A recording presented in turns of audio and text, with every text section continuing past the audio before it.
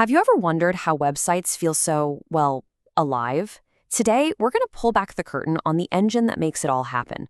JavaScript. It really is the secret sauce behind almost every click, scroll, and cool interactive moment you experience online.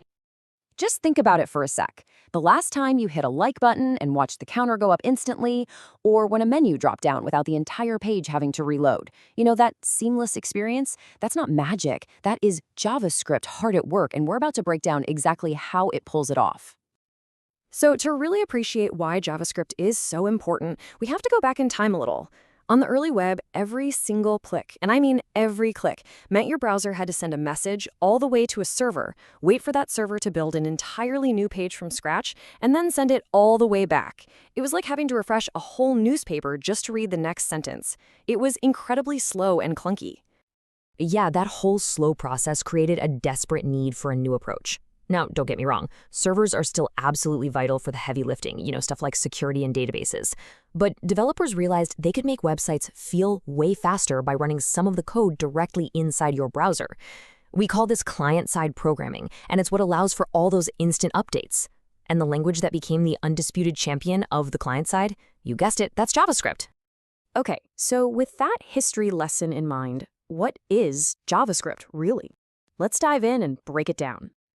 At its absolute core, JavaScript is a scripting language designed for one main job: to make static, boring web pages interactive. It's basically always listening for things you do, like clicks or moving your mouse or pressing a key. We call those events. And then it reacts by changing the page right there in front of your eyes. All right, before we go any further, let's just clear up a super common point of confusion. Is Java related to JavaScript? The answer is absolutely not. Not even a little bit. The best analogy I've heard is this: a car has nothing to do with a carpet. The similar name was really just a marketing gimmick way back in the day. They are two totally different things. So we know JavaScript's job is to react to us. But how does it, know what we're doing? How does it actually listen for our actions? Well, this whole process follows a really specific cycle. And it all starts with you. When you click a button or interact with the page in any way, you're not just clicking, you're actually creating something called an event that the browser recognizes. Think of it like a 4-step dance. Step 1, you do something. Step 2, the browser says, hey, an event just happened. Step 3, a little piece of JavaScript that was just waiting for that specific event to happen suddenly wakes up and runs. And finally, step 4, that code instantly updates the page. This whole model, where the code just waits for the user to kick things off, is called event-driven programming. Okay, so JavaScript is listening for our clicks. We get that. But how does it actually make the changes? To edit something, you first need a map of it, right? A blueprint? And that blueprint has a name. It's called the Document Object Model, or what everyone just calls the DOM. Probably the best way to think of the DOM is like a family tree for the web page. Every single thing on the page, every paragraph, every image, every link, is a node on this tree with clear parent-child relationships. Just look at the structure of a web page. It really is like this tree. At the very top, you've got the main HTML element, and that has branches, or children, like the head and the body. Then the body has its own branches, and so on. This super clear hierarchical map is exactly what lets JavaScript find any element on the page with perfect accuracy. So how does it find that one specific thing out of hundreds? Well, each element can be given a unique name, or an ID.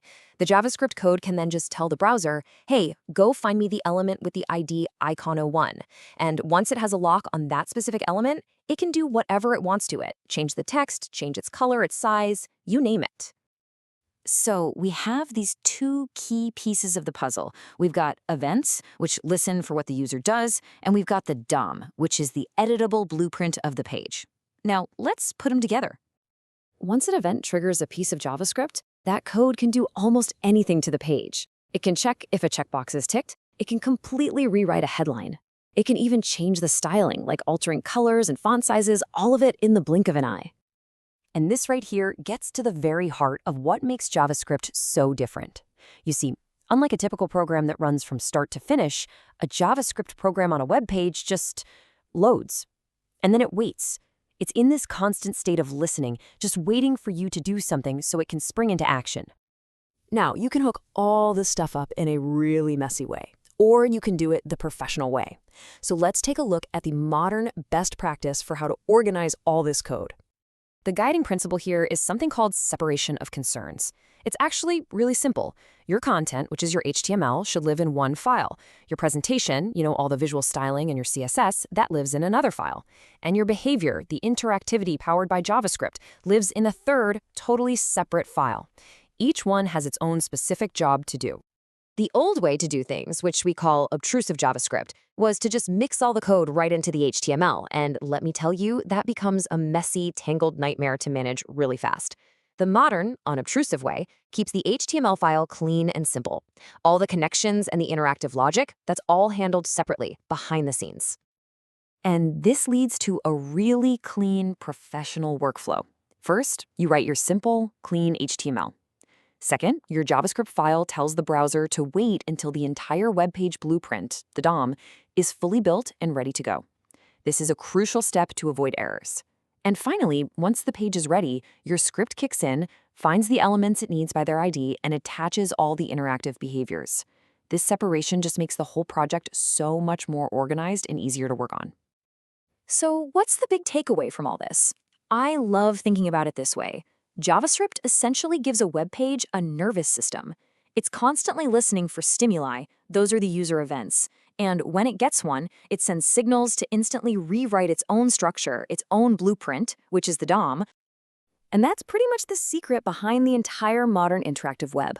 So the next time you see something on a page change in an instant, you'll know exactly what's happening under the hood. An event just fired, and JavaScript went to work rewriting the page's blueprint. Now that you know the secret, what are you going to notice?